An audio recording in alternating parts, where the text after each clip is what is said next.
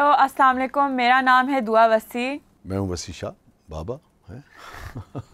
ہر بار اتنی کنفیوژن کیوں ہوتی ہے؟ نہیں، وہ میرا خیال ہوتا ہے کہ تم خود تعارف کراؤ گی. اوہ تم کہتی ہو میں اپنا تعارف خود کراؤں. مجھے آکورڈ لگتا ہے، میں کیا بولوں؟ کہو بابا. اس میں آکورڈ کیا ہے؟ اچھا ٹھیک ہے. یہ چونکہ ایک ڈفرینٹ وہ ہے نا، تم نے میرا تعارف اس طرح سے کبھی کرایا نہیں نا کہ چلو یہ میرے بابا ہیں. لائک واٹ ڈو یو سے؟ یہی کہیں گے کہ بھائی میرے ابو ہیں، میرے بابا ہیں. جو کہتے ہیں وہی کہیں گے. بھائی آپ اونر ہی کہیں گے اور کیا کہیں گے. اچھا ٹھیک ہے، لیٹس اسٹارٹ دی شو. اچھا، آپ کو پتہ ہے یہ بڑا مزے کی بات ہے، بہت سارے لوگ جو ہے نا وہ جو پروفیشنل دنیا میں اکٹھے کام کر رہے ہوتے ہیں نا، گھر میں پتہ نہیں کیا کہتے ہیں اپنے ایک دوسرے کو. مگر میں نے دیکھا کہ بہت سارے لوگ جو باپ بیٹا ہوتے ہیں یا باپ بیٹی ہوتے ہیں، جو ورک پلیس پہ ہوتے ہیں نا، تو وہ اسی نام سے بلا رہے ہوتے ہیں جیسے سب بلا رہے ہوتے ہیں. شاید ٹھیک بھی ہوتا ہے، اس سے یہ ہوتا ہے کہ ایک پروفیشنل تعلق جو ہے وہ قائم رہتا ہے، پروفیشنل فاصلہ بھی ایک قائم رہتا ہے. اگر ایک آدمی والد ہے مگر باس بھی ہے تو باقی بھی تو اس نے پورے آفس کا ڈیکورم اس نے قائم رکھنا ہے نا. تو وہ میں نے دیکھا کہ بہت سارے لوگ نا پھر گھر میں بھی وہی کہنا شروع کر دیتے ہیں. ہاں ڈاکٹر صاحب، ہاں ڈاکٹر صاحب یا طارق صاحب، بجائے اس کے کہ حالانکہ یہ جو رشتوں کے نام ہیں ان کی اپنی خوبصورتی اسے مس نہیں کرنا چاہیے. آفس میں چلے آپ کہہ بھی لیں مگر گھر میں تو باپ کو باپ ہی کہنا چاہیے، بجائے اس کے کہ چوہی صاحب کی حالت ہوگا. نہیں آئی ایگری. ہاں اسی طرح بہت ساری خواتین جو ہیں وہ بھی اپنا پہلے تو خیر نام بھی ذرا یعنی کہ لینا بعض اوقات نہیں لیتی تھی خواتین نام، مگر بہت ساری خواتین جو ہیں وہ، مگر ہاں شوہر کو شوہر تو کہا ہی نہیں جاتا نا. وہ حاجی صاحب ہی کہتے ہیں، وہ حاجی صاحب یا فلانا کو اس طرح سے. شوہر آپ یہ مت بولیں میرے سے فی الحال. نہیں نام لیتے ہیں نا، تو ہاں ایک دوسرے کا نام لیتے ہیں. مگر بہت ساری خواتین عموماً اپنے شوہروں کو اسی نام سے بلاتی ہیں جس نام سے معاشرہ انہیں بلاتا ہے. ہاں دیٹس ٹرو. یا پھر like something like oh Ahmed کے والد. ہاں اچھا لیٹس اسٹارٹ دی شو. سو کل ہم نے حضرت ابوبکر صدیق رضی اللہ تعالیٰ عنہ کے بارے میں، ان کی سخاوت کے بارے میں بات کی. تو میں آج چاہ رہی تھی آج بھی ہم کسی اور اسلامی جو شخصیت ہیں ان کے بارے میں بات کریں، سخاوت کے حوالے سے، یا کوئی جو بھی ان کے اسپیشل ایٹریبیوٹس ہیں اور جو بھی ان کے بارے میں ہسٹری میں لکھا گیا ہے، جو بھی انہوں نے ہمیں چیزیں سکھائی ہیں، ان سب کے بارے میں بات کریں. تو آئی واز تھنکنگ کہ آپ جو ہے وہ پرسنالٹی چوز کر لیں اور پھر we can just start the show. ہاں دیکھیے، کل ایک تو میں آپ کو بتاتا چلوں کہ ہمارا جو وقت ہے، دورانیہ جو ہے، ڈیوریشن جو ہے پروگرام کی، یہ اتنی جلیل القدر اور اتنی عظیم ہستیاں ہیں کہ 40 منٹ کا یا 30 منٹ کا یا 35 منٹ کا پروگرام جو ہے یہ ان کی شخصیت کے جو مختلف پہلو ہیں ان کا احاطہ کر نہیں سکتا ہے. یہ میں بہت ذمہ داری سے، بہت ہی یعنی کہ ایک ایسے طالب علم کی حیثیت سے کہہ رہا ہوں جس نے ایک ایک ہستی کے اوپر کم از کم بھی 6 8 8 10 کتابیں جو ہیں وہ پڑھ رکھی. اس قدر ان کی شخصیت کے پہلو ہیں. ان کے جو ایک ایک قول ہے، جو بات اگر آپ ان کے اقوال لے لیجئے تو اس کو ہی اگر آپ ڈسکس کرنا شروع کریں گے تو آپ حیران رہ جائیں گے کہ اس کے اندر عربی میں، اردو میں جسے کہتے ہیں نا، اتنی بلاغت، اس قدر ڈیپتھ ہوا کرتی تھی کہ اگر آپ اسے ہی کھولنا شروع کریں، اسے ہی سمجھنا شروع کریں. وہ لٹرلی میرا ایک شعر ہے تو نعت کا شعر. وہ اس وقت ہم دیگر ہستیوں کو ذکر کر رہے ہیں، وہ بھی بہت محترم ہے، مگر لازمی بات ہے عقائد و جہاں سرکار دو عالم صلی اللہ علیہ وآلہ وسلم کی جو ہستی ہے وہ تو سب سے بلند اور بالا ہے. وہ نعت کا شعر تھا کہ وہ غزل آ رہی تھی کہ حرف تنقید علاج دل بیمار بھی ہے، ہر مخالف کو نہ غدار پکارا جائے. اس کا آخری شعر ہے جو نعت کا شعر ہوا کہ پھر تو صدیاں اسے سینے سے لگاتی ہیں وسیع، پھر تو صدیاں اسے سینے سے لگاتی ہیں وسیع، جو تیرے نام سے ایک بار پکارا جائے. تو اسی طرح سے آپ ان کی ایک ایک بات کو اگر آپ لے لیں، ان کی زندگی کے کسی ایک پہلو کو اگر آپ لے لیں، آپ یقین کریں کہ ہم عام انسانوں کی پوری زندگیاں جو ہیں اس سے وہ سمجھ سکتی ہیں. بڑی دیانتداری سے کہہ رہا ہوں. جیسے مثال کے طور پہ عقائد و جہاں سرکار دو عالم صلی اللہ علیہ وسلم نے فرمایا، اس پر ہم باقاعدہ پروگرام کریں گے، یاد رکھیے گا کہ بھئی جھوٹ جو ہے وہ نہیں بولنا چاہیے. اور بڑا تاریخی واقعہ ہے، یاد رکھیے گا، اس پر ہم پورا پروگرام کریں گے. ایک صاحب آپ کے پاس آئے، انہوں نے کہا کہ میرا بچہ جو ہے وہ گڑ بہت کھاتا ہے، تو اس کو آپ یعنی کہ ذرا تاکید فرمائیے کہ نہ کھایا کرے گڑ. تو عقائد و جہاں سرکار دو عالم صلی اللہ علیہ وسلم نے فرمایا کہ کل آنا، پورا واقعہ جو ہے سیرت کا وہ یوں ہے کہ کل آنا، اس کا مفہوم میں آپ کے ساتھ ڈسکس کر رہا ہوں۔ کل آ گئے تو پھر انہوں نے جو بھی آقا نے اس وقت ہدایت انہیں فرمائی ہوگی اس بچے کو، مگر انہوں نے کہا کہ کل میں نے اس لیے اس کو نہیں منع فرمایا تھا یا نہیں سمجھایا تھا کہ کل میں نے خود گڑ کھایا ہوا تھا۔ تو اب آپ ذرا تصور کیجئے، صرف اس ایک بات کو اگر آپ لے لیں اور اپنی زندگی کو اس کے مطابق گزارنا شروع کریں تو ہوتا کیا ہے کہ جیسے وہ کہتے ہیں نا کہ عمارت ہوتی ہے نا، اس کی ایک اینٹ آپ ٹیڑھی رکھتے ہیں، اگر ایک اینٹ آپ ٹیڑھی رکھیں گے اور خاص طور پہ ابتدائی پہلی اینٹ، تو ساری عمارت جو ہے وہ ٹیڑھی کھڑی ہوگی، اور ایک اینٹ آپ سیدھی رکھ دیں تو ساری عمارت جو ہے وہ سیدھی ہوگی۔ اسی طریقے سے ان ہستیوں کی کا ہر پہلو اس قدر خوبصورت ہے کہ کوئی ایک چیز کو بھی اگر آپ پکڑ لیں اور اس کو ایک اینٹ تصور کر لیں تو وہ ایک اینٹ آپ کا پورا محل شخصیت کا تعمیر کر سکتی ہے۔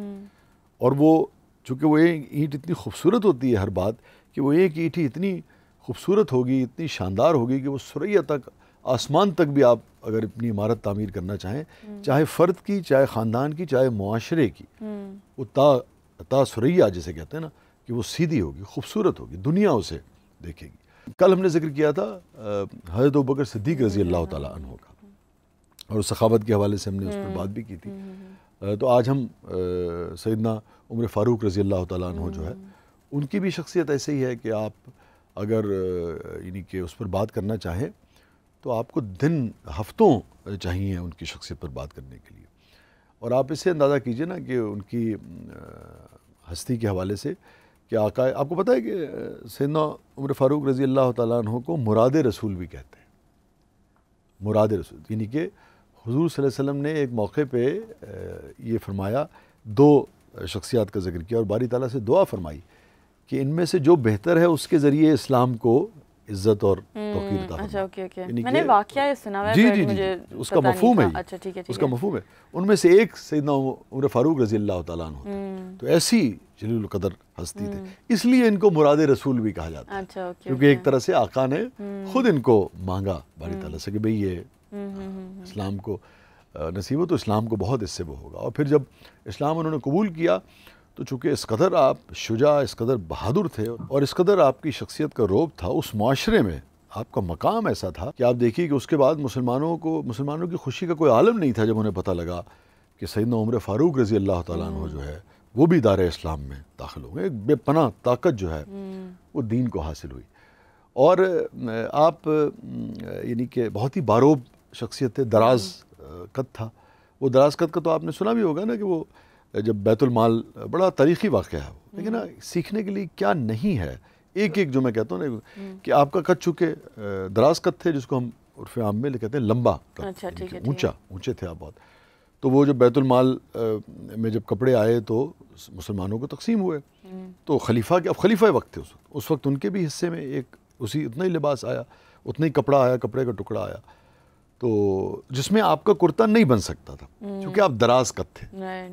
تو آپ اندازہ کریں اس معاشرے کا اور یعنی کہ منصفانہ تقسیم کا، اور خلیفہ وقت جو تھے یعنی کہ جو بادشاہ تو غیر ملوکیت تو بالکل یعنی کہ بالکل ضد ہے اس کی خلافت کی، یعنی کہ جو حکمران تو تھے نا آپ، بہرحال خلیفہ تھے آپ، تو آپ کے پاس سارا اختیار تھا، مگر اتنا ہی کپڑا لیا جتنا ایک خلیفہ کا حق تھا انہوں نے لیا۔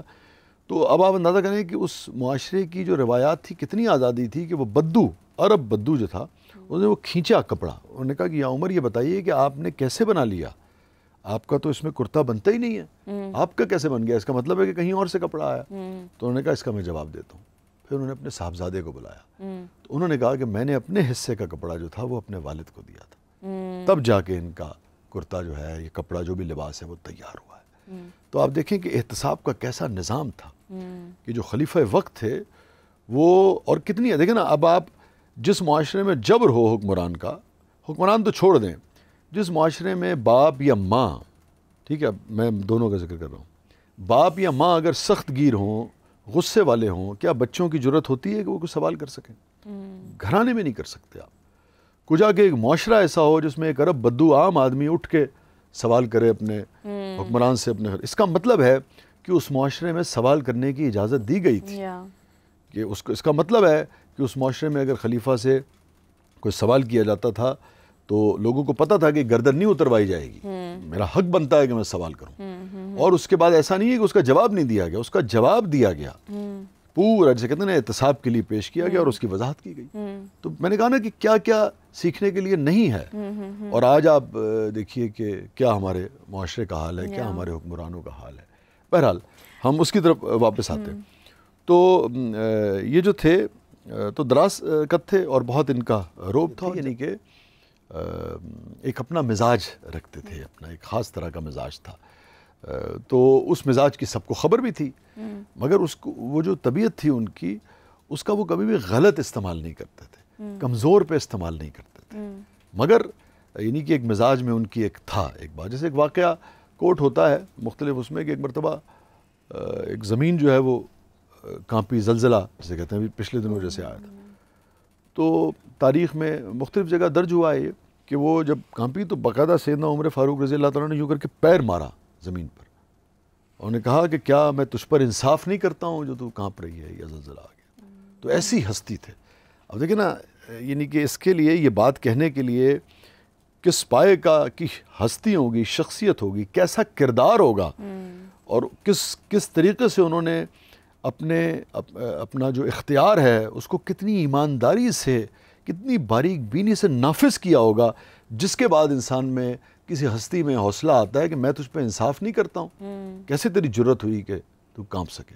ایک بڑی خوبصورت بات ہے, اگر آپ دیکھیں تو پریکٹیکل بھی ہے اور کتنی پوئٹک بات ہے, کس قدر خوبصورت بات ہے. ایک اور مجھے واقعہ یاد آ گیا. تو سخاوت کے نا سینکڑوں ہزاروں روپ ہے. سخاوت یہ نہیں ہے کہ ڈائریکٹ, صرف یہ نہیں ہے کہ ڈائریکٹ کسی کو پیسے دے دینا, ہاتھ کو کھلا رکھنا. مطلب آپ 2 روپے دے سکتے ہیں, 3 دے دیں, 3 کر سکتے ہیں, 4 کر دیں. میں تو سمجھتا ہوں کہ بعض اوقات آپ کاروباری معاملہ بھی کر رہے ہوتے ہیں اور آپ کو لگتا ہے کہ آدمی ایمانداری سے کام کر رہا ہے, آپ کا ڈرائیور ہے, آپ کا وہ ہے. لوگ اگر 30,000 روپے تنخواہ دیتے ہیں, آپ 32 بھی دے دیں گے, 35 بھی دے دیں گے, 40 بھی دے دیں گے. یہ سخاوت ہی کے معنوں میں آئے گی. بات یہ ہے کہ وہ پیسے کو نا مٹھی میں بند کر کے نہیں رکھنا ہے, اس کو دانتوں سے دبا کے نہیں رکھنا ہے, اس کو اصل میں گریز کرنا ہے. بڑا دلچسپ ایک واقعہ تاریخ میں آتا ہے, بہت کم میرے خیال میں لوگوں نے شاید یہ سنا ہوگا, کوٹ بھی کم ہوتا ہے. تو ایک مرتبہ ایک حجام جو تھا, زلف تراش, وہ بال یعنی کہ سیدنا عمر فاروق رضی اللہ تعالیٰ عنہ کے وہ تراش. تو ایسے میں یعنی کہ آپ نے جسے کہتے ہیں کہ چونکہ بہت ہی باروب شخصیت تھے, کچھ لوگوں کا روب ہوتا ہے نا, شخصیت کا ایک روب ہوتا ہے کہ لوگ ان کے سامنے بات کرتے ہوئے بھی جھجکتے ہیں, بھلے وہ آپ ان سے معقول بات کریں تو وہ کبھی کچھ نہیں کہیں گے آپ سے, مگر پھر بھی آپ احتیاط کرتے ہیں کہ بھئی مجھ سے کوئی غلط بات نہ ہو جائے. تو اس بیچ میں جیسے وہ کھنکھارا انہوں نے کچھ ہلکا سا, جیسے گلے میں کچھ ہو گیا ہوگا, یوں انہوں نے کیا تو زلف تراش جو تھا وہ گھبرا گیا بری طریقے سے, بہت بری طرح گھبرا گیا. تو سیدنا عمر فاروق رضی اللہ تعالیٰ عنہ نے اس بات کو محسوس کیا اور اس کے بعد 40 درہم یا دینار غالباً وہ انہوں نے اس کو اس وقت عطا کر دی. تو یہ بھی ایک رویہ ہے کہ ایک آدمی میری وجہ سے تھوڑا سا ڈیفینسو ہو گیا بلا وجہ, اگر اس کو محسوس ہوا کہ یار میں کہیں سے ڈانٹنے لگا ہوں تو میری وجہ سے, میرا لگا قصور کچھ نہیں ہے, مگر چونکہ اس کی تھوڑی سی دل آزاری ہوئی, یہ تھوڑا سا یہ جھجک گیا, یہ تھوڑا سا سہم گیا, تو آپ سینسٹیوٹی کا عالم اندازہ کریں ان ہستیوں کی کہ اس کا بھی انہوں نے خیال کیا کہ اوہو بھائی ایسا کیوں ہو گیا, میں تو تمہیں کچھ نہیں کہہ رہا تھا, 40 دینار اسے عطیہ کر دیں. اور یہاں یہ خیال رہے کہ یہ تمام جب یہ سخاوت کے مظاہرے آپ کو ملتے ہیں دین اسلام میں, تو یہ یعنی کہ بیت المال سے یا خزانے سے نہیں ملتے ہیں, یہ اس رقم سے کیے گئے تھے ہمیشہ جو اپنی ملکیت میں تھے. جیسے ایک اور مجھے یاد آ گیا, آپ کچھ پوچھ رہی تھی یا میں شیئر کر لوں؟ میں آپ سے یہ پوچھنا چاہ رہی تھی کہ کوئی ان کا ٹریٹ تھا جن سے وہ بہت جانے جاتے تھے. آئی مین آبویسلی سخاوت, سچ بولنا, آل آف دیز تھنگز, یہ تو ہمیں پتہ ہے کہ حضور صلی اللہ علیہ وسلم کے کمپینینز وہ سب ہی اتنے اچھے کردار کے تھے, اینڈ آل آف یہ اس طرح. But I wanted to know کہ کوئی اسپیسیفک کوئی ایسا ٹریٹ تھا جس کی وجہ سے وہ جانے جاتے تھے. ہاں دیکھیے, بے شمار, میں نے کہا نا کہ ایک پہلو ہے نہیں, لیکن آپ فوری جو کہ تم نے ذکر کیا تو منتظم ایسے حکمران, جہاں بانی جسے کہتے ہیں, ریاست کو کیسے چلانا ہے. یہ جو مسلم ریاست, مسلمانوں کو سب سے زیادہ فتوحات جو حاصل ہوئی ہیں, یہ سیدنا عمر فاروق رضی اللہ تعالیٰ عنہ کے دور میں ہی حاصل ہوئی. کہاں وہ جو اسپین تک پھیلے ہیں تو وہ سیدنا عمر کے دور میں تو پھیلے ہیں. جی ایسی حکمرانی کی مثال کہ آپ حیران رہ جائیں. آج بھی اگر آپ پڑھیں تو دنیا کچھ کی کچھ ہو جائے اگر آپ سیدنا عمر فاروق رضی اللہ تعالیٰ عنہ نے جو حکمرانی کے زرعی اصول بتائے ہیں اس پہ آپ عمل کریں تو یعنی کہ پوری دنیا جو ہے وہ شاید آپ کی مٹھی کے نیچے ہو، لیکن اگر آپ اس پہ عمل کریں، جو اصول انہوں نے بنائے، جو قوانین انہوں نے بنائے، جو ادارے اس وقت انہوں نے ابتدا میں بنائے، جس طرح سے وہ لوگوں کی ضروریات کے مطابق قوانین بنایا کرتے تھے، آپ اندازہ کیجئے کہ سیدنا عمر فاروق رضی اللہ تعالیٰ عنہ کے دور میں تقریباً 1000 شہر فتح ہوئے تھے، 1000 شہر. That's incredible. اچھا میں چاہی تھی کہ ہم اپنی گفتگو یہاں پہ تھوڑی سی پاز کر لیں. We're going to take a very short break اور آ کے ہم اپنی گفتگو کنٹینیو رکھتے ہیں.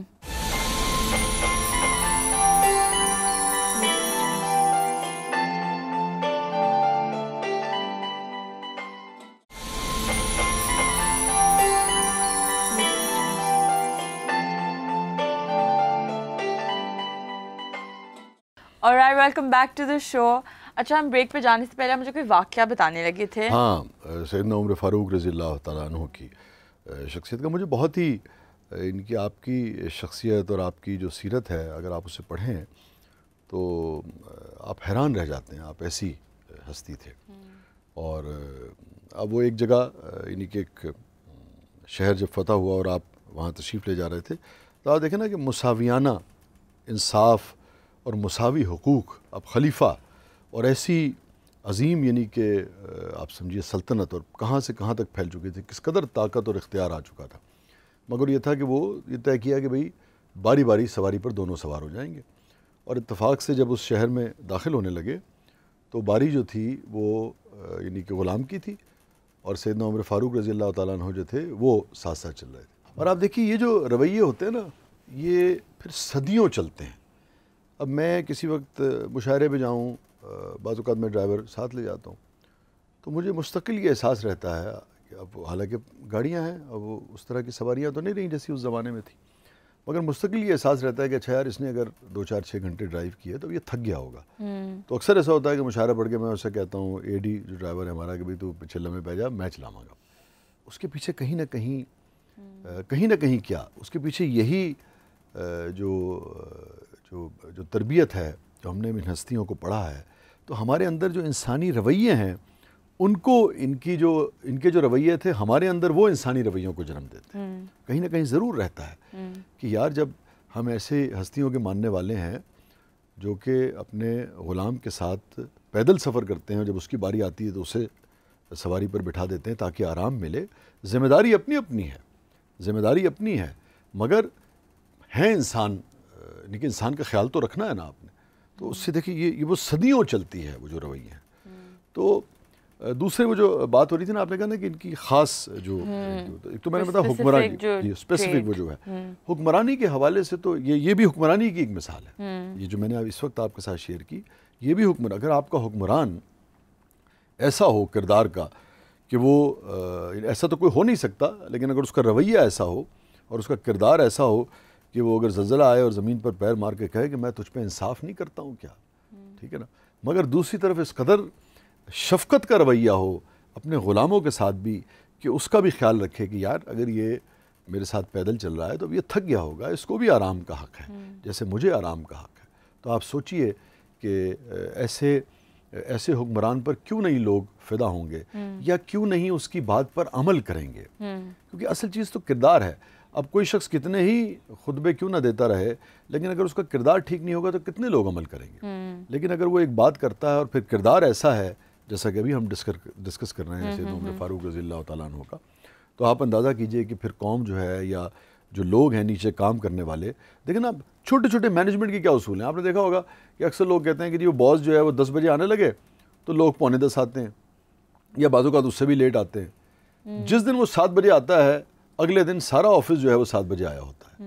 چھوٹے چھوٹے مینجمنٹ کے اصول ہیں. یہی اصول جو ہے یہ میگنیفائی ہو کر آپ کو یہ حکمرانی پر بھی لاگو ہوتے ہیں. تو یہ ان کی خصوصی ایک تھوڑی.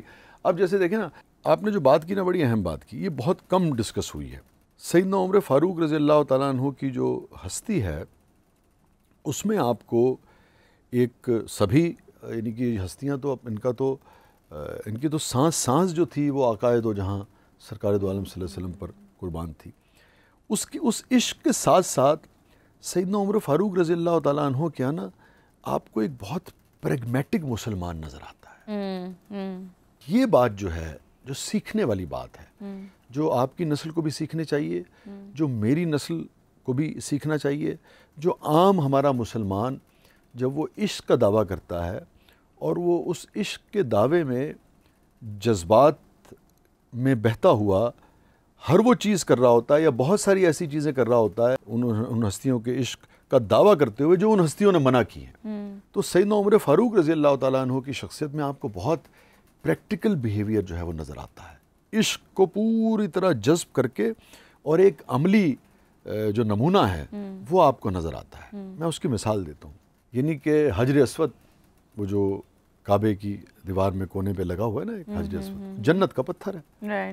سیدنا عمر فاروق رضی اللہ تعالیٰ عنہ جب اسے چومتے تھے تو آپ بڑے تاریخی جملہ ہے، آپ نے اسے بوسہ دیا، آپ نے کہا کہ تو پتھر ہے، نہ نفع دے سکتا ہے نہ نقصان دے سکتا ہے، ٹھیک ہے، چونکہ محمد یعنی کہ آقائے دو جہاں سرکار دو عالم صلی اللہ علیہ وسلم نے تجھے بوسہ دیا، چوما، اس لیے میں تجھے چوم رہا ہوں.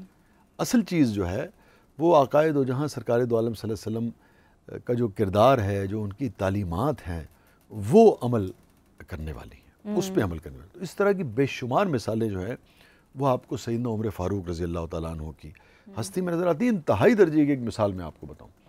ایک زمانے میں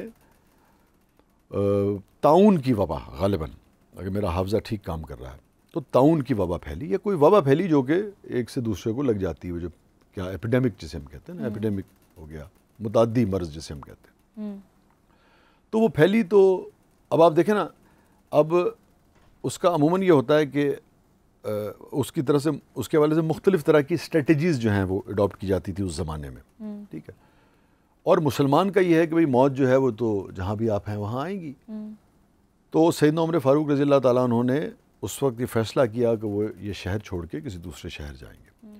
تو کسی نے ان سے پوچھا کہ یا عمر، کیا آپ موت کے اس کی وجہ سے ایسا کر رہے ہیں اور تقدیر سے بھاگ رہے ہیں؟ چونکہ موت تو تقدیر ہے، وہ تو آنا ہی آنا ہے. اب آپ جملہ سنیے. سیدنا عمر فاروق رضی اللہ تعالیٰ نے فرمایا، نہیں، میں خدا کی ایک تقدیر سے دوسری تقدیر کی سمت جا رہا ہوں. تو ٹھیک ہے نا.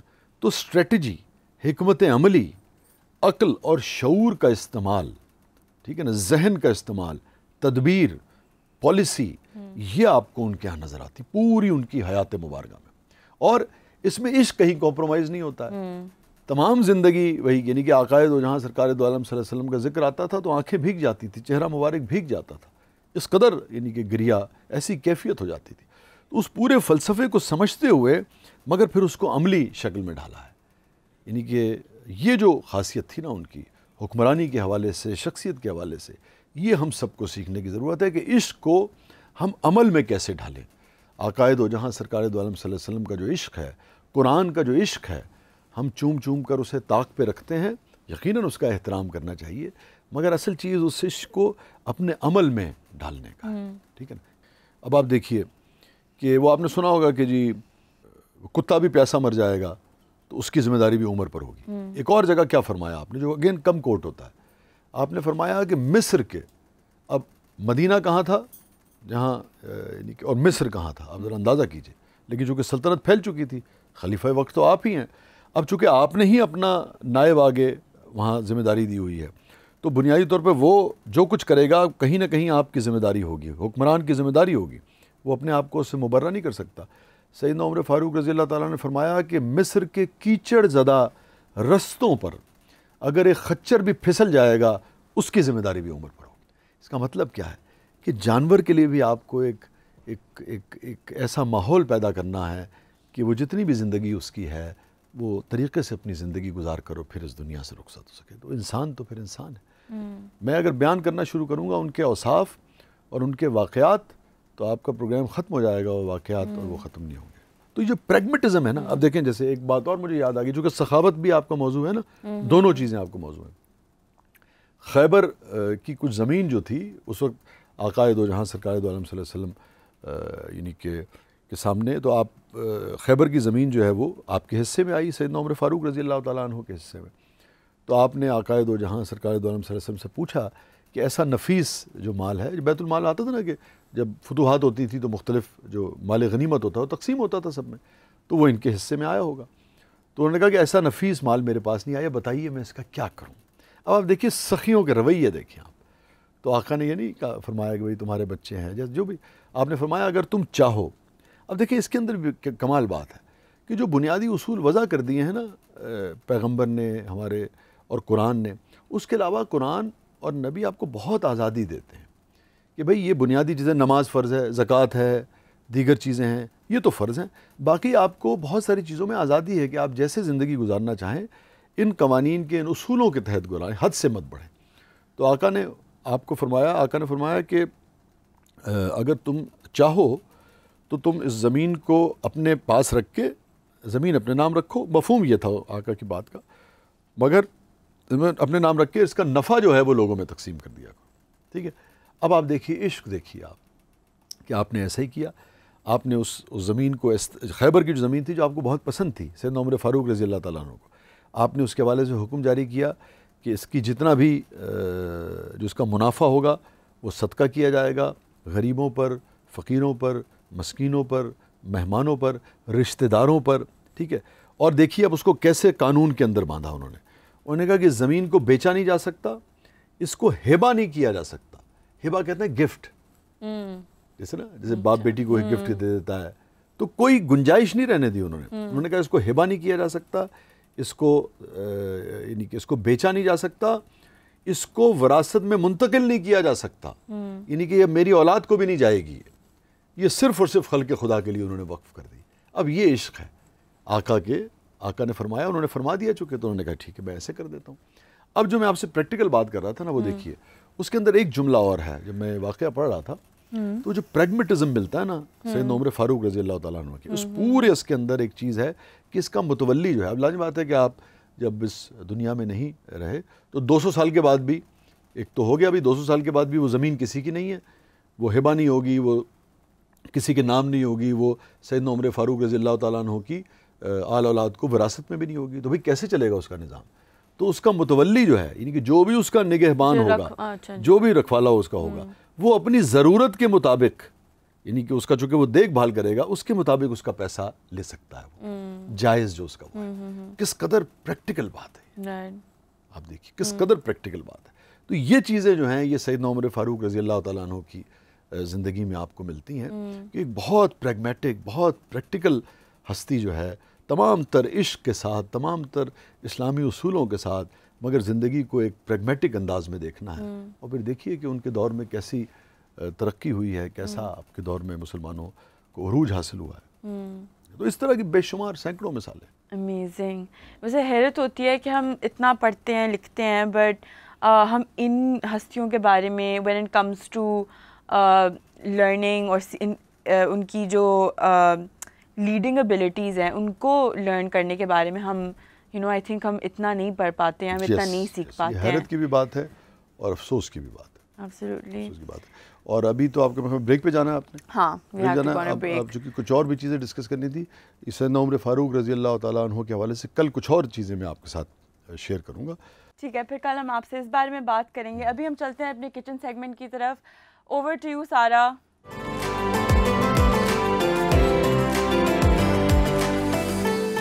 السلام علیکم، میں ہوں ڈاکٹر ہنا اور آج ہم بنا رہے ہیں لارڈ آف فوڈ کا اسپیشل ہانڈی جو ہے لارڈز اچاری ہانڈی. تو سب سے پہلے ہم آئل لیں گے جو کہ 150 گرام کے راؤنڈ اباؤٹ ہم اس میں آئل ڈالیں گے. پھر ہم ساتھ ہی اس میں چکن ایڈ کر لیں گے جو میں نے آلریڈی چاپس میں رکھ دیا ہے، اینڈ چکن جو ہے وہ 300 گرامز میں رکھا ہے میں نے. رمضان سٹارٹ ہے تو لوگ مزے مزے کے کھانے بنائیں گے، افطار میں مزے مزے کی ڈشز بنتی ہوں گی ہر گھر میں. اور یہ جو ہانڈی ہے یہ بالکل ہی لائٹ ہے، اس میں کوئی زیادہ اسپائسز نہیں ہے، کچھ بھی نہیں ہے. یہ آپ ایزی ٹو کیری ہے، کھا بھی سکتے ہیں، اور اس کے لیے کوئی اسپیشل انگریڈینٹس کی بھی ضرورت نہیں ہے. ڈیلی ٹو یوز انگریڈینٹس ہیں جو ڈیلی آپ کے گھر میں پائے جاتے ہیں. اب ہم اس میں ایڈ کر لیں گے 1 ٹی اسپون گارلک اور جنجر کا پیسٹ، اور اس کو کنسسٹنٹلی آپ نے مکس کرتے رہنا ہے کہ جو چکن ہے وہ آپ کا ساس پین کے ساتھ نہ لگ جائے. चिकन के वाइट होने तक और गोल्डन ब्राउन होने तक आपने इसको शेक करते रहना है ताकि चिकन जो है वो नीचे ना लग जाए। बिल्कुल मज़ेदार और इजी टू कुक हांडी है जो आप अफ्तार के बाद भी खा सकते हैं, कोई हैवी नहीं है, कुछ नहीं है इसमें। और लॉर्ड ऑफ फूड की सबसे स्पेशल हांडी है ये। इसके साथ ही हम ऐड करेंगे इसमें अनियन का पेस्ट जो कि मैं 2 टेबलस्पून डाल रही हूँ। साथ ही मैं ऐड कर लूँगी इसमें 2 टेबलस्पून योगर्ट का।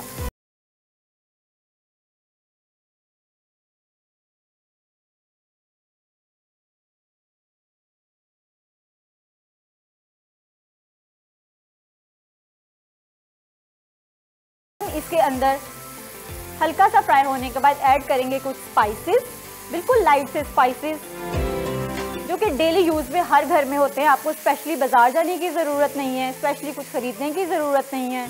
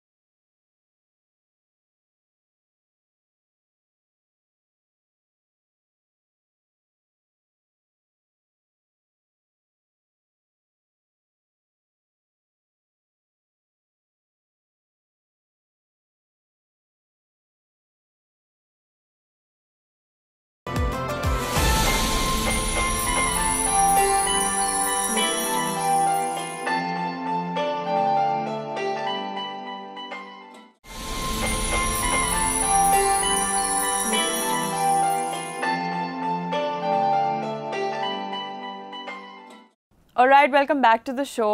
اچھا میں آپ سے اس بارے میں بات کرنا چاہ رہی تھی کہ روزہ جو ہے وہ obviously ضبط، ایک testing, all of these things، اس کا ایک نام ہے اور ایک you know ایک ایکسپیریمنٹ ہے صبر کا، رک جانے کا. Exactly right. but اس میں why do we kind of always think کہ اچھا یہ صرف کھانے کے بارے میں، بلکہ I think کھانے کے بارے میں بھی کبھی کبھار you know it gets worse, you like آپ کا ویٹ بڑھ جاتا ہے, all of those things right. آپ دیکھو کہ بیشتر لوگوں کا ہمارے یہاں رمضان میں وزن تو آئیڈلی تو یہ ہے کہ بھئی کم ہونا چاہیے. آپ نے ہلکا سا سحر کی اور اس کے بعد آپ نے پورے دن کام کیا اور پھر آپ نے جیسے دیکھیں نا, اب سنت تو کیا ہے, سنت تو یہ ہے کہ آقائے دو جہاں سرکار دو عالم صلی اللہ علیہ وسلم ایک کھجور سے روزہ افطار کیا کرتے تھے اپنا, نہ دستیاب ہو تو کہتے ہیں نمک سے بھی آپ کر سکتے ہیں, مگر کھجور سے آپ کرتے تھے. کہیں یہ نہیں ملتا ہے, کہیں یہ نہیں ملتا ہے. آپ بھی دیگر ہمارے جو محترم ہستیاں ہیں کہ بھئی بہت زیادہ کھاتے تھے, بہت مختصر, بہت ہی کم کھانا جو ہے وہ افطار بہت ہی کم قلیل مقدار میں کہ کھانا کھاتے. اچھا اوورآل بھی آپ کو پتہ ہے کہ افطار کے علاوہ بھی آقائے دو جہاں سرکار دو عالم صلی اللہ علیہ وسلم کی ایک حدیث کا مفہوم ہے کہ میرے صحابی جب بہت بھوک لگتی ہے تو کھانے بیٹھتے ہیں اور بھوک ہوتی ہے تو کھانا چھوڑ دیتے ہیں. اگین آپ کو یاد ہے ہم نے شاید کل یا پرسوں کے پروگرام میں ایک بات کی تھی کہ دنیا جہاں 1000 سال کے بعد پہنچی ہے نا, وہ بات مسلمانوں کو 1000 سال پہلے پتہ تھی. افسوس یہ کہ ہم اس پہ عمل نہیں کرتے, ہم نے اس پہ عمل نہیں کیا, ہم نے اس سے سیکھا نہیں ہے. نتیجہ یہ ہے کہ ہم نیچے ہوتے ہوتے ہوتے ہوتے اس وقت آپ جانتے ہیں کہ ہم کہاں آ گئے ہیں. تو یہ آپ بالکل ٹھیک بات کر رہے ہو, مگر میں آپ سے یہ سوال کروں گا کہ آپ اس کو کیسے دیکھتے ہو کہ اس کی وجہ کیا ہے؟ کہ ریسٹرینٹ کے بعد ایک دم سے اتنی ایکسیسونیس کیوں آ جاتی ہے؟ ہاں میرے خیال میں یہ اس کی وجہ نہیں ہے. کیوں آ جاتی ہے؟ ہاں اس کی وجہ پہلے آپ بتاؤ, آپ کیا سمجھتے کیوں آ جاتی؟ I don't know. Actually, I don't know. But like یہی تو انٹرسٹنگ بات ہے کہ ایکسیسونیس you know وہ بڑھ کے in a lot of ways بڑھ جاتی ہے. It's like you know زیادہ شاپنگ اس کے بعد ہوتی ہے for Eid and all of these things. Even though آپ پورا مہینہ گزارتے ہو کہ oh you're going to be more generous, آپ you know چیریٹی کرتے ہیں, آپ سوچتے ہیں کہ میں اس بار تو you know I'm going to continue with my نماز, all of these things. But وہ آ کے کہیں رک جاتا ہے رائٹ. کہاں گڑبڑ ہے, کہاں کمی ہے؟ اس میسج کو ہم کس جگہ, میسج تو بڑی اچھی طرح سے بڑا واضح ہے, میسج میں تو کوئی ابہام کوئی ایمبیگوٹی ہے ہی نہیں, بالکل روز روشن کی طرح. جیسے آپ کہتے ہیں یہ سورج ہے, یہ چاند ہے, یہ رات ہے, یہ صبح ہے, یہ سورج نکلا ہوا ہے, سویر ہے, اجالا ہے, اس طریقے سے میسج تو واضح ہے, کوئی اس میں ابہام نہیں ہے نا. کیا وجہ ہے کہ ہم اس میں عمل نہیں کر پاتے؟ کیا پتہ ہمیں بہت امیڈیٹ گریٹیفیکیشن کی عادت ہو گئی ہے, لائک ہر چیز کا پھل فوراً ملنا چاہیے ایز اپوزڈ ٹو صبر کر کے. ہاں میرا دیکھیں نا اس کی کئی چیزیں ہیں. ایک تو یہ کہ یاد رکھیں کہ پوری دنیا میں ہم اپنے لوگوں کو متون کرتے ہیں, ہم اپنے لوگوں کو پہ الزام لگاتے ہیں کہ بھئی لوگ سیکھتے نہیں, مگر پوری دنیا میں جب تک آپ کے جو بزرگوں کے یا جو آپ کے رہنما اصول ہوتے ہیں, یہ دیکھیں نا اب یہ جو یعنی کہ قرآن اور سنت جو ہے اس کی بنیاد کے اوپر آپ اصول بناتے ہیں نا, بیکاز یہ اسلامی جمہوریہ پاکستان ہے, اس کی بنیاد کے اوپر جو آپ قوانین بناتے ہیں اس میں آپ لوگوں کی تربیت کرتے ہیں, آپ لوگوں سے یہ ایکسپیکٹ کرتے ہیں کہ لوگ جو ہیں وہ ان پر عمل کریں گے. ایک طرف تو یہ ہے, مگر ساتھ ساتھ آپ ان قوانین کو آپ امپلیمنٹ کرنے کے لیے بھی ایک میکینزم بناتے ہیں, ادارے آپ ڈیولپ کرتے ہیں.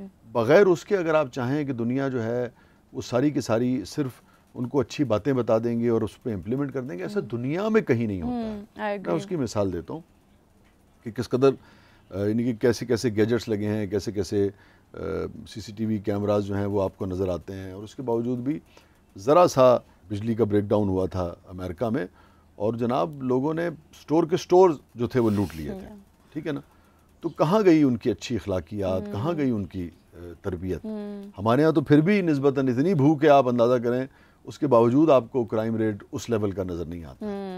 لوگ تو بیچارے اچھے ہیں, مگر ہمارے حکمرانوں نے, ہمارے جو ارباب اختیار ہیں انہوں نے چیزوں کو نا ایک ڈسپلن کے تحت نہیں کیا. یہ تو رمضان سے خیر ایک ہٹ کے ایک طرح سے بات ہوگی. دوسرا, ہم میرے خیال میں اس کسی بھی جو سبجیکٹ ہے نا, کوئی بھی جو حکم ہے اس کی روح کو ہم شاید نہیں پہنچ پاتے ہیں. ہم نا سطحی طور پہ اس کو دیکھتے ہیں. اور حالانکہ قرآن میں قرآن کی ایک آیت کا مفہوم ہے باقاعدہ کہ اگر کسی نے یعنی کہ برے کام نہیں چھوڑے, تقوی اختیار نہیں کیا, اس کا مفہوم یہ ہے تو خدا کہتا ہے کہ مجھے اس کے بھوکا پیاسا رہنے کی کوئی اس سے فرق نہیں پڑتا, بھلے وہ بھوکا پیاسا رہے, اس کا مفہوم یہ ہے.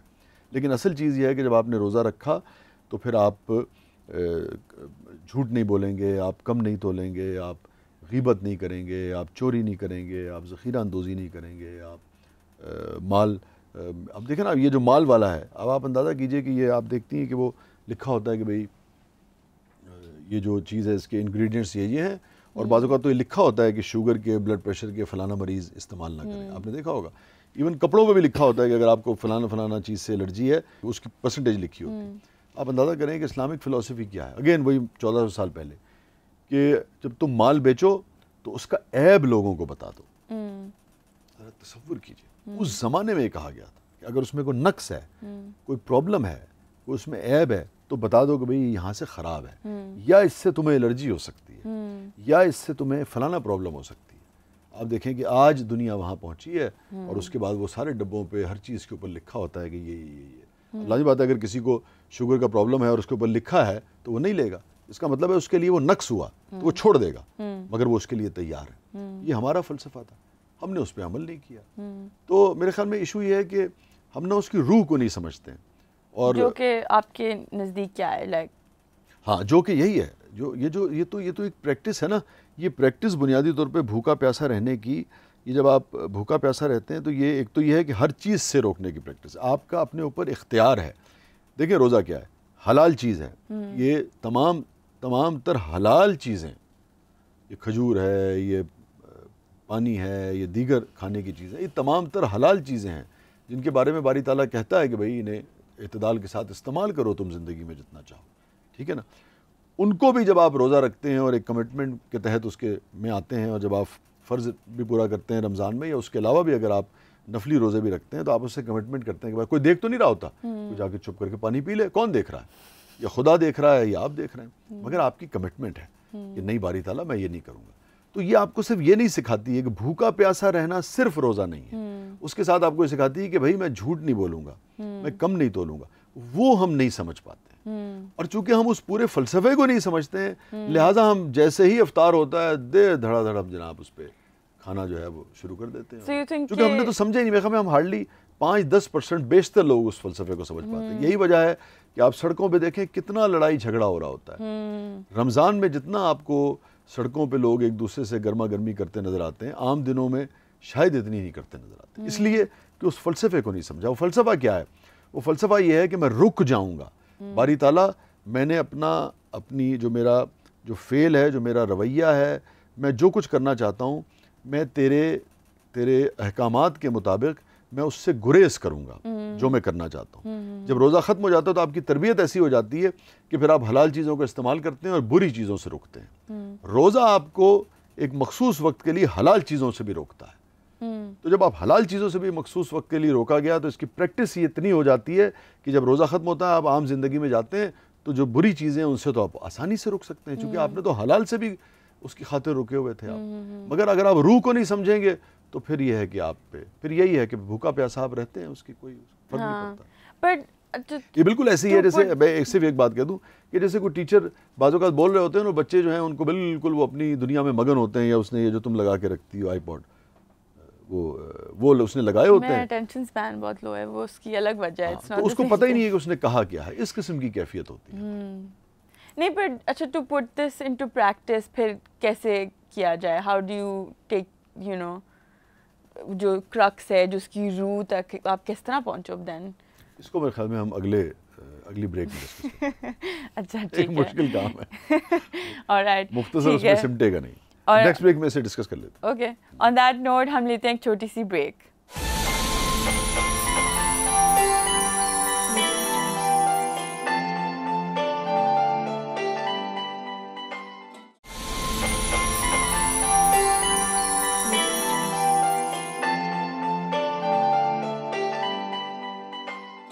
All right, welcome back to the شو.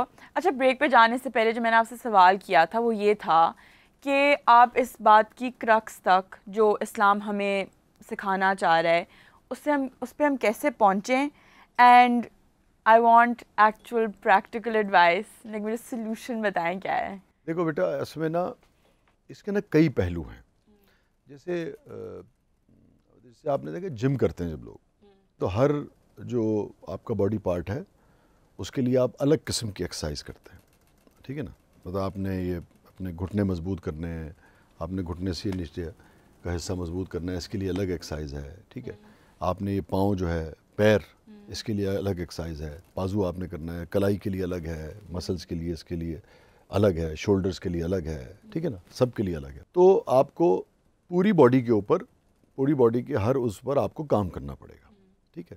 اسی طریقے سے صرف اخلاقیات کی بات بتا دینے سے, ٹھیک ہے نا, یا آپ کو اچھی بات بتا دینے سے یہ ممکن نہیں ہے کہ پورا معاشرہ جو ہے وہ اس پر عمل, چاہے وہ کتنی ہی خوبصورت بات کیوں نہ ہو, چاہے وہ کتنی ہی شاندار طریقے سے کیوں نہ آپ کو بتائی جائے, پورا معاشرہ, بہت سارے لوگ تو اس پہ عمل کریں گے.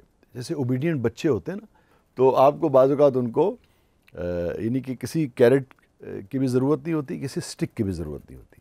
آپ بس انہیں کہہ دیتے ہیں کہ بھئی یہ ایک اچھی چیز ہے, اور بعض بچے جو ہیں وہ اس کے اوپر عمل کرتے ہیں اور بہت ہی وہ اوبیڈینٹ ہوتے ہیں. مگر 100 میں سے کتنے ہوں گے؟ 2, 3, 4, 1 in a million. 1 in a million. بالکل درست کہہ رہی ہیں, بالکل درست کہہ رہی ہیں. اس لیے کہ سدھایا جاتا ہے, ٹھیک ہے نا. جیسے آپ کسی پیٹ کو آپ سدھاتے ہیں نا, اور آپ اس کے لیے کیرٹ بھی رکھتے ہیں, اس کے لیے ایک سٹک بھی رکھتے ہیں, اور پھر ایک وقت آتا ہے کہ وہ ایک ٹرینڈ, ایک یعنی کہ اس کی شخصیت جو ہے وہ ٹرینڈ ہو جاتی ہے, اور پھر جیسے آپ چاہتے ہیں اس طریقے سے وہ بیہیو کرتا ہے, اور کہیں کہیں گڑبڑ کرتا ہے تو پھر دوبارہ آپ اس پہ ہلکی سی سختی کرتے ہیں.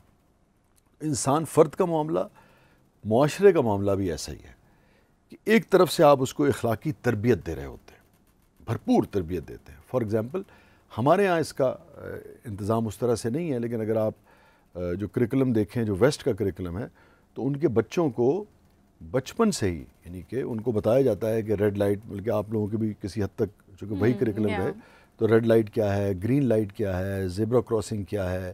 تو اب آپ کو ایک سیوک سینس جو ہے وہ آپ میں ڈیولپ کی جا رہی ہے, ٹھیک ہے نا.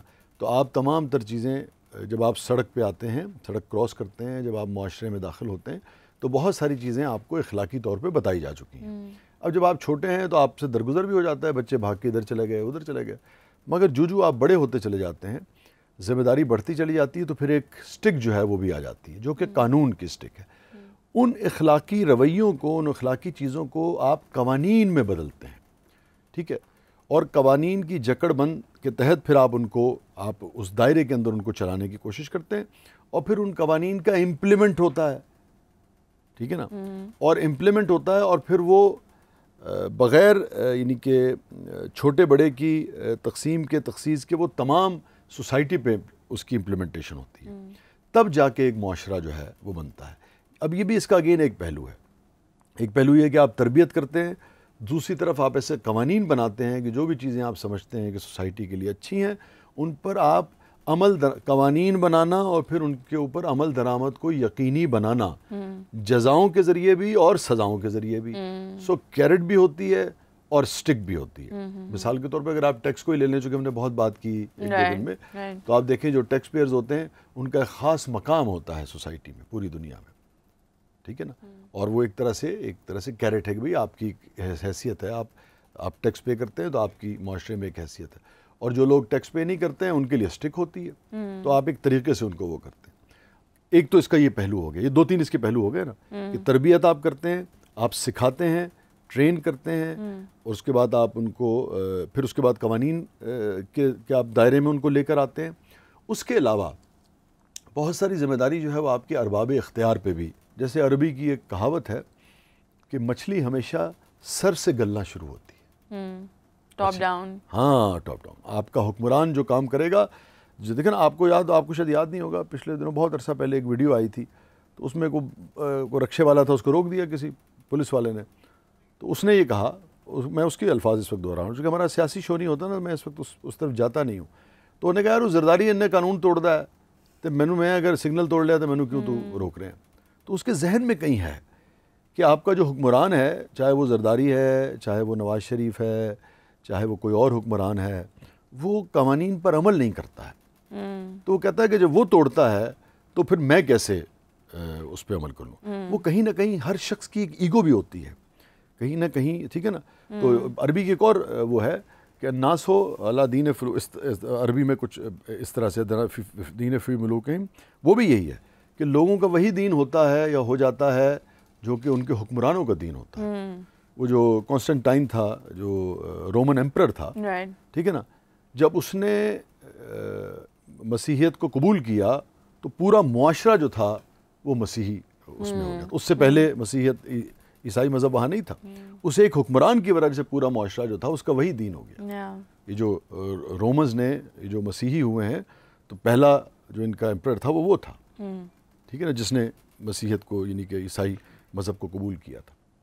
تو میں کہنا چاہ رہا ہوں کہ آپ کو ملٹی ٹاسکنگ کرنی پڑتی ہے معاشرے کو بنانے کے لیے. صرف ایک طرح سے نہیں ہوتا کہ آپ نے تربیت کر دی، آپ بچوں کو بے پناہ اچھی تربیت کر دیں اسکول میں مگر قوانین نہ ہو تو سوال ہی پیدا نہیں ہوتا کہ وہ جا کے ایک شریف شہری بن جائیں گے. اچھا قوانین ہیں، ان پہ امپلیمنٹیشن نہیں ہے تو بھی وہ گڑبڑ کریں گے. قوانین ہیں، امپلیمنٹیشن ہے، مگر ان کو لاگو کیا جا رہا ہے غریب عوام پر، عام آدمی پر. اگین وہ جو پروفٹ کی حدیث ہے نا، آقائے دو جہاں سرکار دو عالم صلی اللہ علیہ وسلم کی، کہ جو اسلامک فلسفی ہے کہ تم سے پہلے کئی قومیں اس لیے برباد ہوئیں کہ ان میں جب تگڑا آدمی غلطی کرتا تھا یا کسی تگڑے قبیلے کا فرد غلطی کرتا تھا اس کو چھوڑ دیتے تھے، غریب کو پکڑ لیتے تھے. تو کئی طریقے سے آپ کو آگے بڑھنا ہے معاشرے کو. یہ ساری چیزیں چاہیے، آپ کو تربیت بھی چاہیے، آپ کو قوانین بنانا ہے، بیٹھنا ہے، اس کے لیے لیجسلیشن ہوتی ہے.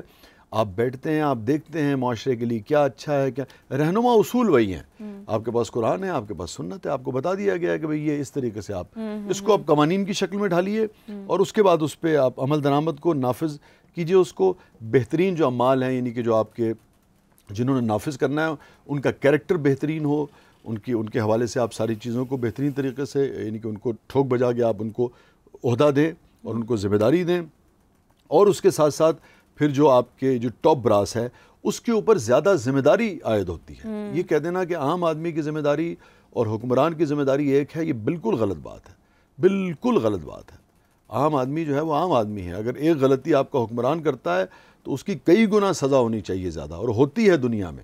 اسلامک فلسفی بھی یہی ہے. عام آدمی کو اتنی سزا ملے گی جتنا وہ عام آدمی ہے. وہ چونکہ کسی پبلک آفس میں نہیں ہے، کوئی پبلک آفس ہولڈ نہیں کرتا ہے، تو اس کو اتنی سزا ملے گی جتنا ایک انسان غلطی کر سکتا ہے. تو یہ چاروں پانچوں جو چیزیں ہیں پیرلل جب آپ ان کے اوپر کام کرتے ہیں پھر جا کے وہ آپ کی بلڈ سٹریم میں داخل ہوتی ہے. پھر ایک معاشرہ جو ہے وہ آپ کو ایک ایسا معاشرہ ایک سمت میں ایک ترتیب کے ساتھ ایک ڈسپلن معاشرہ، ایک خوبصورت مہذب معاشرہ جو ہے وہ آپ کو بنتا ہوا نظر آتا ہے. ان میں سے کسی بھی ایک چیز کو اگر آپ چھوڑ دیں گے، آپ چاہیں کہ آپ نے قوانین کا نفاذ کر دیا، آپ چاہیں آپ نے لوگوں کی تربیت کر دی، آپ کے حکمران جو ہیں وہ جناب الٹی سیدھی حرکتیں کرتے پھر رہے ہیں، اور آپ چاہیں کہ وہ اس کا ٹرکل ڈاؤن ایفیکٹ نہیں ہوگا، ایسا ممکن نہیں ہے.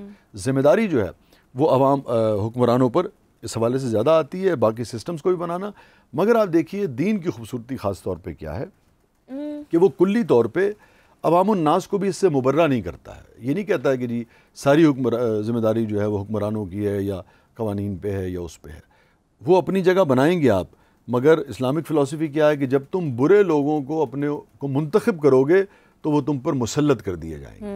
تو سب پہ ذمہ داری ہے. اگر ہمیں ایک گھر کو چلانا ہے، جیسے میں اور آپ کی والدہ ہیں، تو کچھ ذمہ داری ہے ان کی ہے، کچھ میری ہے، کچھ حقوق ان کے ہیں، کچھ میرے ہیں. تو سب کو پیرلل کام کرنا ہے. تو جب میں کہہ رہا ہوں کہ مچھلی سر سے گلنا شروع ہوتی ہے، اس کا یہ مطلب نہیں کہ 100% آپ حکمران پہ ڈال دیں گے. آپ اس پہ زیادہ ذمہ داری ڈال لیں گے، مگر عوام کے پاس بھی تو ایک اختیار ہے نا اس کے چناؤ کا.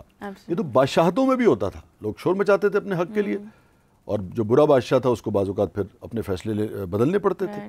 تو ساری چیزیں جب پیرلل کام کرتی ہیں پھر جا کے جسے آپ کہتے ہیں نا کہ وہ اس کی روح جو ہے پھر وہ اپنی پوری روح کے ساتھ وہ اصول، وہ ضابطہ، وہ قانون یا وہ جو چیز ہے وہ امپلیمنٹ ہوتی ہے، اور اس کا پھر اثر جو ہے وہ آپ کو سوسائٹی میں نظر آتا ہے.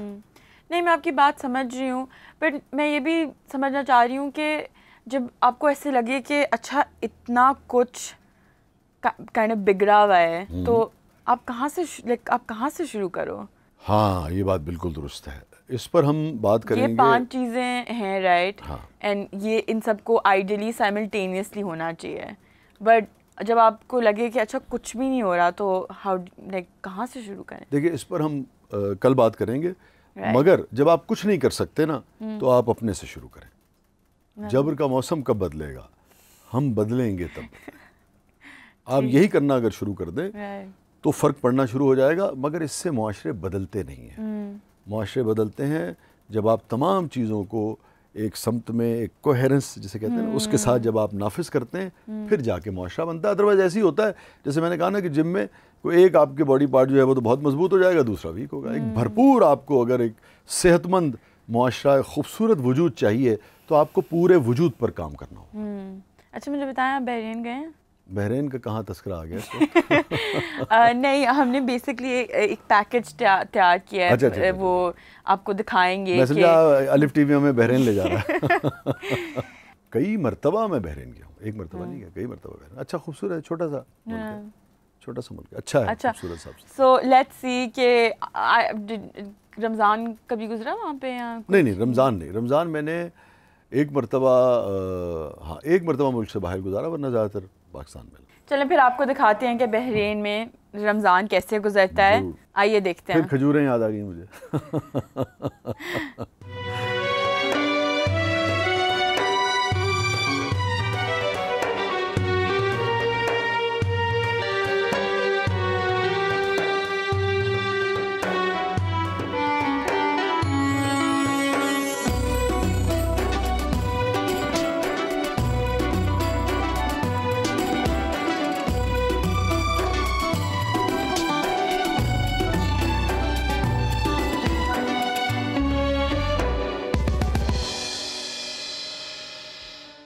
خلیج عرب کے مشرقی ساحل پر ایک جزیرہ نما ملک بحرین واقع ہے, جس کا رقبہ 760 مربع کلومیٹر ہے. بحرین اور اس کا دارالحکومت منامہ رومن دور اور اس کے بعد کئی دوسری تہذیبوں کا گہوارہ رہا ہے. بحرین کی معیشت بنیادی طور پر موتیوں کی تجارت اور تیل کی برآمد پر انحصار کرتی ہے. بحرین میں دیگر کاروباری ذرائع اور سرمایہ کاری کے لیے حالات بہت سازگار ہیں. ملک میں مالیاتی ادارے اور بینکنگ سسٹم فعال ہیں. سلطنت بحرین کے ہر شہر میں مختلف مقامات اور مشہور عمارتیں ہیں. دارالحکومت منامہ میں ٹاورز اور فلک بوس عمارتیں اور بڑے ہاسٹلز اور ہاسپٹلز نمایاں ہیں. بحرین کے مغربی حصے میں ایک قلعہ ہے جو 4300 سال قبل روزیٹا پتھر سے بنی مصنوعی پہاڑی پر بنایا گیا تھا, جو بحرین کا ثقافتی ورثہ ہے.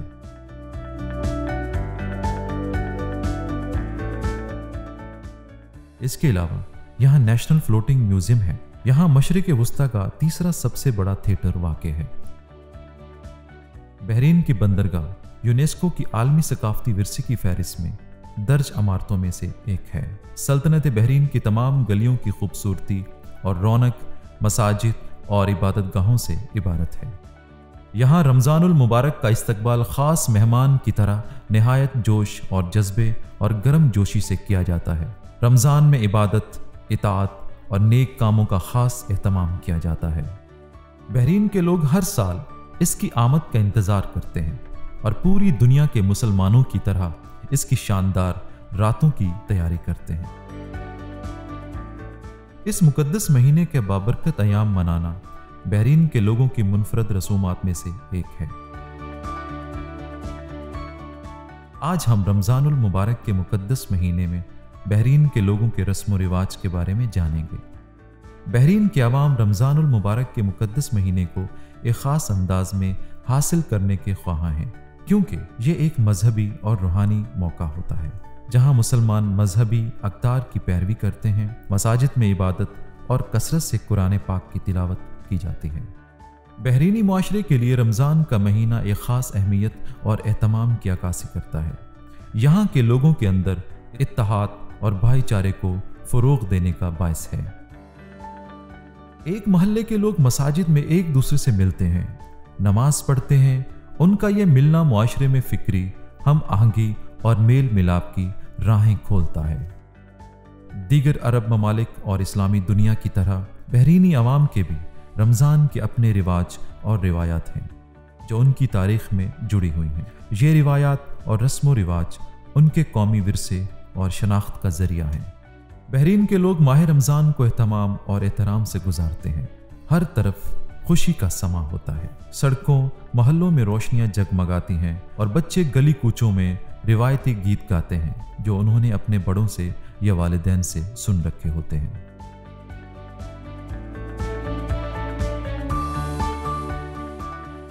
ग्लोबलाइजेशन के बायस बहरीन के बड़े शहरों में पुराने रस्म व रिवाज ज़वाल पजीर होते जा रहे हैं। नई नई कद्र, नई नई अक़दार जन्म ले रही हैं, लेकिन देहात और मज़ाफ़ाती अब भी पुराने रस्म व रिवाज पर कारबंद हैं। मिसाल के तौर पर सहरी के लिए सोए हुए लोगों को जगाने के लिए बाज़ लोग जो इस काम पर मामूर होते हैं सड़कों पर घूमकर ढोल बजाकर लोगों को जगाते हैं। महल्ले के रहने वाले उन्हें सहरावी के तौर पर इज्जत देते हैं और उन्हें बहुत से शानदार रमज़ान पर बनने वाले ख़ास खाने देते हैं, जिसके बारे में हम इस प्रोग्राम में बात करेंगे। बहरीन के अवाम की अक्सरियत अपने रमज़ान के दिन मेहनत और मशक्क़त में गुजारती है। सरकारी और निजी शोबों में काम के औकात में 1 घंटा कमी कर दी जाती है। इससे गर्म मौसम में रोजे रखने की कुछ तकलीफों को कम करने में मदद मिलती है और उन्हें रमज़ान की ज़ियाफ़त की तैयारी और मुक़द्दस महीने के दौरान ख़ानदानों को सामान फराहम करने में मदद मिलती है। घर वापसी इबादत, इताअत और कुरान की तिलावत के आगाज़ की निशानदही करती है। ख़ास तौर पर दिन के आखिरी औकात में इस दौरान बहरीन का घर शहद के छत्ते की तरह बन जाता है। हर कोई इफ्तार के वक्त की तैयारी कर रहा है और फ़र्ज़ अदा करने और नमाज मगरिब से ऐन कब्ल कुरान की एहतियात से तिलावत कर रहा है।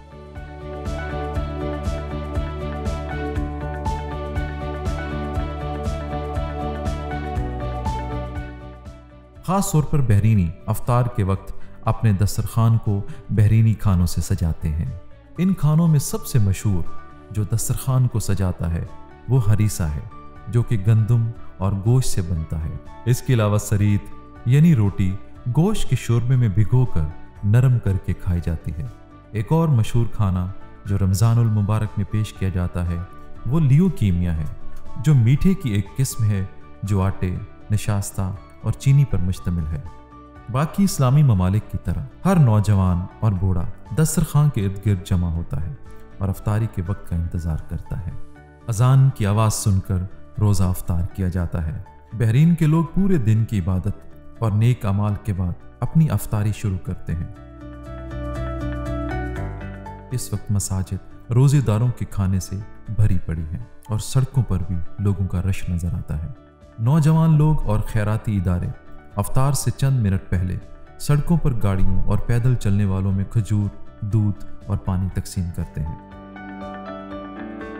रमज़ानुल मुबारक की इन रातों की रौनक और बहरीन में उनकी सरगर्मियों में माह रमज़ान के आखिरी अयाम में इजाफा हो जाता है। उन्हें जाते हुए रमज़ान को देखकर यूं महसूस होता है जैसे कोई मुकद्दस मेहमान रुखसत हो रहा है। चुनाचे वो अच्छे और नेक काम और खैरात करके, नमाजें पढ़कर और कुरान की तिलावत करके रमज़ान की बरकत समेटने की कोशिश करते हैं।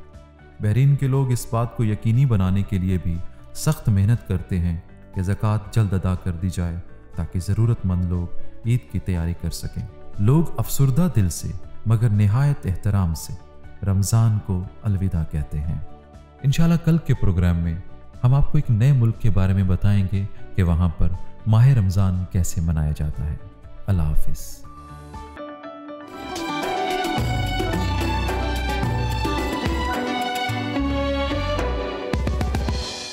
Alright, welcome back. आपने देखा कि बहरीन में लोग रमज़ान किस तरह सेलिब्रेट करते हैं और मुझे उम्मीद है कि आपको पसंद आया होगा। आपको कैसा लगा? मुझे अच्छा लगा। खजूर याद आ गई। कौन सी फेवरेट है? अरब दुनिया की खजूर होती है मुझे। हाँ। खजूर एक तो वैसे तो अजवा मुझे बहुत पसंद है, मगर अजवा की एक वजह ये भी है चूँकि हुज़ूर सल्लल्लाहु अलैहि वसल्लम से एक यानी कि निस्बत है उस खजूर की। मगर मज्जूल एक खजूर है, मज्जूल भी कहते हैं उसको, मोरक्कन, वो बड़ी कमाल की। वैसे वो अम्मी के लिए मैं लेके आता था, मगर अजवा जो है वो ख़ास ही। आई लाइक अंबर। हाँ, अंबर भी अच्छी है। ٹھیک ہے نا. یہ ہماری جو یہاں لوکل جو کھجوریں ہیں ہمارے یہاں کی بلوچستان سے جو آتی ہیں, ایرانی کھجور آتی ہے, وہ بڑی شیریں ہوتی ہے. اپنا ہر جگہ کھجور اچھی ہے, مگر عرب دنیا کی کھجور جو ہے وہ اس کی کیا بات. On that very sweet note, ہم شو کا اختتام کرتے ہیں. Thank you so much for watching, اور ہم آپ کو ملیں گے اگلی ایپیسوڈ میں. اللہ حافظ.